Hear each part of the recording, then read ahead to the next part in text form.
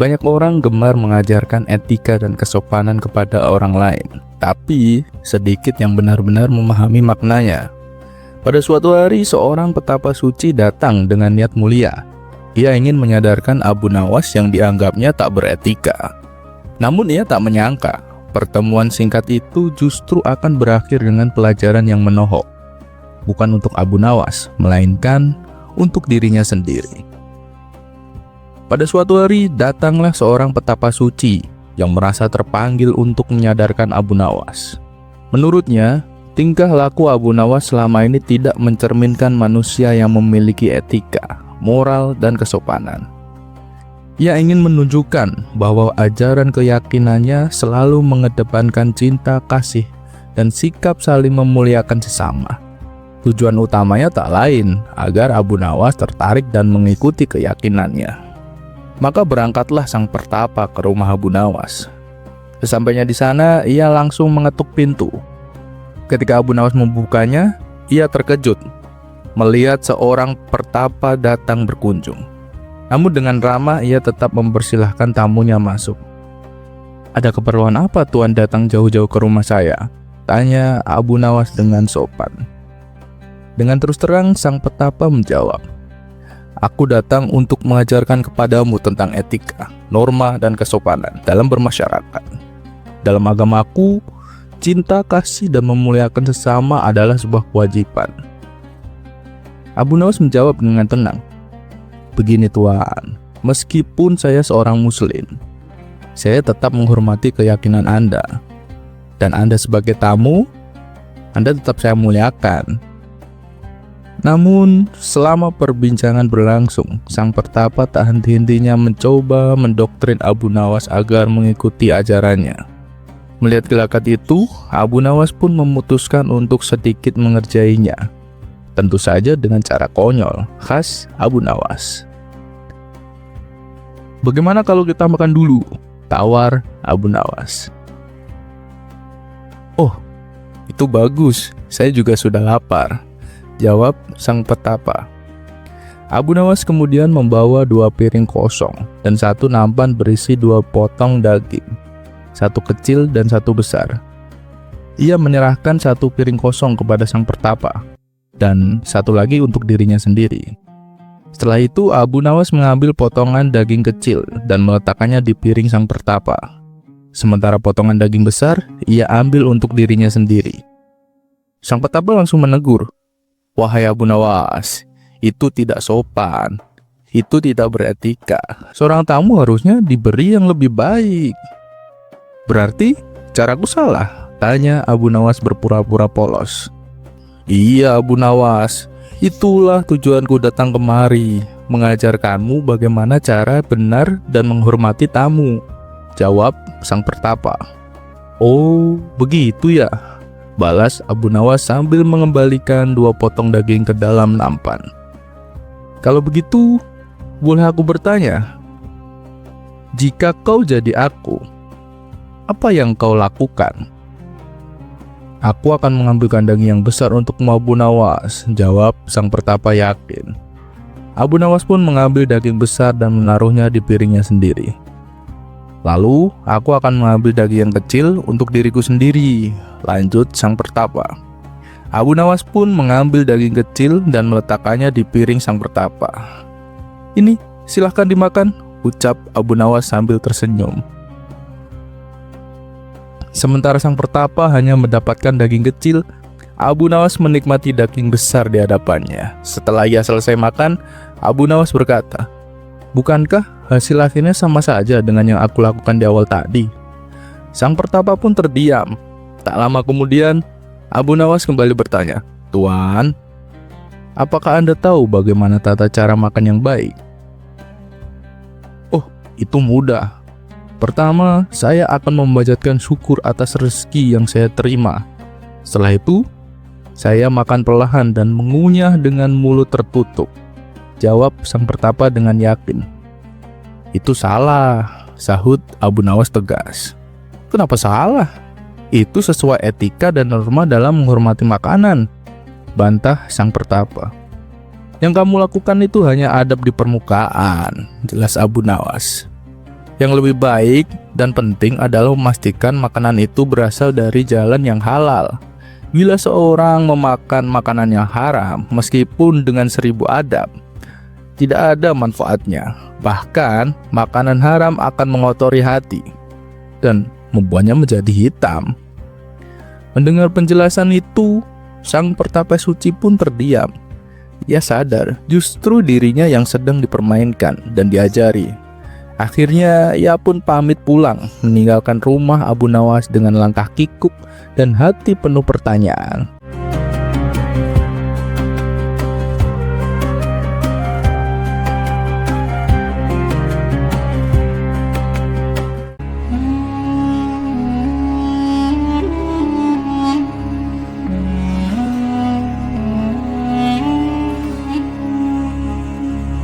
Tak semua orang bermimpi menjadi kaya atau pejabat istana. Di hadapan kemewahan dan kekuasaan, Abu Nawas justru melihat sesuatu yang sering luput dari perhatian orang-orang besar.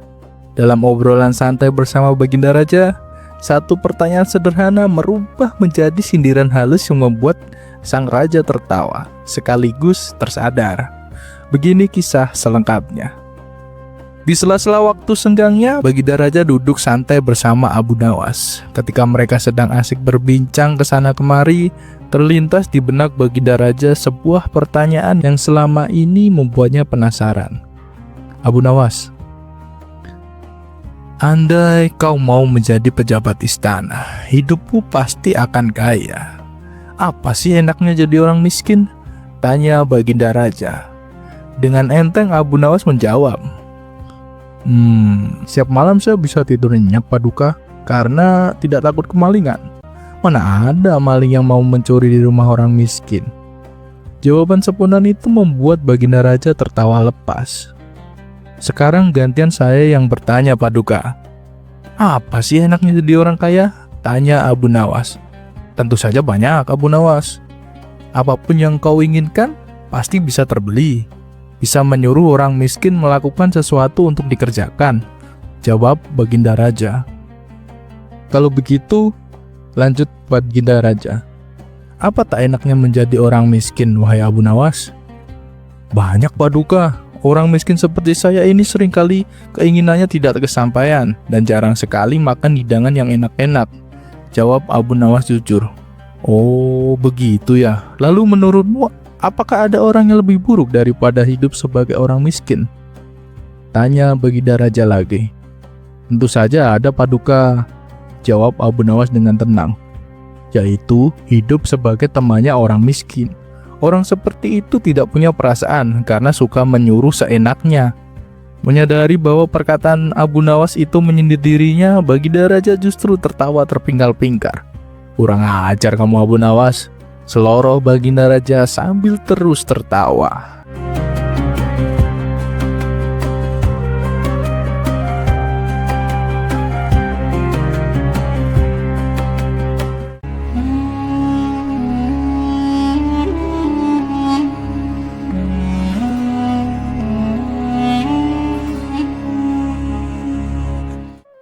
Lagi-lagi, Baginda Raja mulai merasa bosan. Sudah seminggu ia tak melihat kelicikan Abu Nawas yang terkenal itu. Maka, seperti biasa, ia pun memanggil Abu Nawas ke istana. Abu Nawas, serunya sambil duduk di singgasananya. Aku punya tantangan baru untukmu. Tapi kali ini, tidak ada yang bisa lolos darinya. Abu Nawas membungkuk sopan. Apapun perintah Paduka, hamba siap menjalankan, selama tidak diminta membuat matahari terbit dari barat. Semua orang di ruang singgasana tertawa kecil, tapi Baginda Raja hanya tersenyum tipis. Aku ingin kau memindahkan seluruh istana ke bukit sebelah timur, dan kau hanya punya waktu 1 malam, kata Baginda dengan suara menggelegar. Ruangan mendadak hening, para menteri saling memandang. Beberapa coba menahan tawa, karena tahu tidak mungkin ada manusia waras yang bisa memindahkan istana hanya dalam 1 malam. Namun, Abu Nawas tetap tenang. Ia menunduk sejenak, lalu mengangkat kepala dengan penuh percaya diri. Baik, Paduka yang mulia. Kebetulan hamba memiliki karpet ajaib. Karpet ajaib? kata Baginda sambil menaikkan alis. Jangan-jangan kau mau memindahkan istana ini seperti sedang mengangkat belanjaan di pasar? Benar Paduka, jawab Abu Nawas serius. Dengan karpet itu, saya bisa memindahkan istana kemana aja, bahkan ke puncak gunung sekalipun. Para menteri mulai bisik-bisik. Salah satu sahabat raja yang memang tidak terlalu suka dengan Abu Nawas berdiri dan menyela. Kalau memang begitu, tunjukkan saja karpet itu sekarang. Jangan-jangan hanya akal-akalanmu lagi, Abu Nawas. Abu Nawas tersenyum lebar. Tentu saja saya akan menunjukkannya, Tuan Menteri. Tapi, disitulah letak masalahnya. Maksudmu? Tanya Baginda Raja dengan mata menyipit. Karpet itu sudah saya simpan di tempat yang paling aman, yaitu di bawah istana ini, jelas Abu Nawas tenang. Di bawah tanah istana? Tanya sang raja curiga. Benar Paduka, tapi karena saya menyembunyikannya dengan sangat hati-hati, karpet itu kini terkubur cukup dalam. Untuk mendapatkannya, Paduka harus membongkar sebagian besar fondasi istana ini. Dan satu-satunya orang yang boleh membongkar istana kerajaan adalah Paduka sendiri, sesuai peraturan yang Paduka buat 3 tahun lalu. Ingat? Kata Abu Nawas sambil tersenyum manis. Baginda Raja mengerutkan kening. Ia memang pernah mengeluarkan peraturan aneh itu, agar para bangsawan tidak sembarangan merombak bangunan kerajaan. Tapi ia tak menyangka, aturan itu akan berbalik menyerangnya sendiri. Tapi, kalau begitu aku harus merobohkan istana ini hanya demi karpet yang belum tentu ada, kata sang raja mulai ragu. Betul sekali Paduka, tanpa karpet itu, saya tak bisa menjalankan perintah Paduka. Tapi, kalau Paduka berhasil menemukannya, saya janji istana ini akan berpindah tempat sebelum ayam berkokok. Para menteri langsung heboh. Ada yang geli, ada yang bingung, dan sebagian besar mengagung-aguk kagum. Bukan karena karpet ajaib, tapi karena kelicikan Abu Nawas yang lagi-lagi berhasil mengembalikan keadaan. Sahabat raja yang tadi memprotes hanya menghela napas dan duduk kembali sambil mendesis. Licik sekali orang ini. Akhirnya setelah berpikir panjang dan setelah mempertimbangkan bahwa ia tak ingin merobohkan istananya sendiri hanya untuk mencari karpet yang mungkin saja tidak ada, Baginda Raja pun mengangkat tangannya. Sudahlah Abu Nawas, aku batalkan perintah itu. Abu Nawas pun langsung membungkuk. Terima kasih Paduka. Hamba sangat menghargai kebijaksanaan Paduka yang luar biasa. Dan tentu saja kekuatan Paduka hampir sanggup membongkar istana ini sendiri. Para menteri istana tertawa. Baginda Raja akhirnya ikut tertawa juga. Meski agak kesal karena lagi-lagi ia kalah telak oleh akal licik Abu Nawas.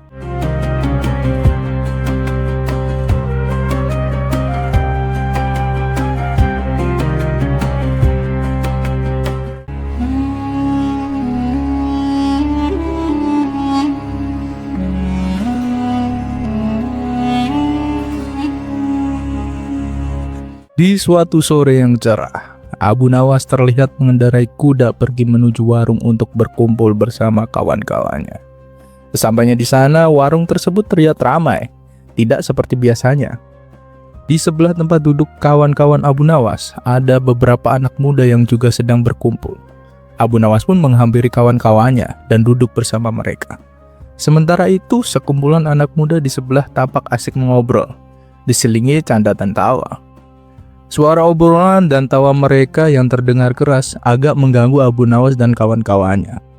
Salah satu kawan Abu Nawas berkata, "Pemuda zaman sekarang, minim sopan santun. Sudah tahu banyak orang tua di sebelahnya, tapi suara mereka tidak direndahkan." Abu Nawas membalas, "Sudahlah, namanya juga anak muda. Kita sebagai orang tua harus lebih bijak dan arif." Yang lain menimpali, "Benar apa yang dikatakan Abu Nawas. Orang tua memang lebih arif daripada anak muda." Sekumpulan anak muda di sebelahnya merasa tidak terima mendengar hal itu. Salah satu dari mereka berkata, "Kalian para orang tua memang lebih arif, tapi kami anak muda jauh lebih kuat dari kalian."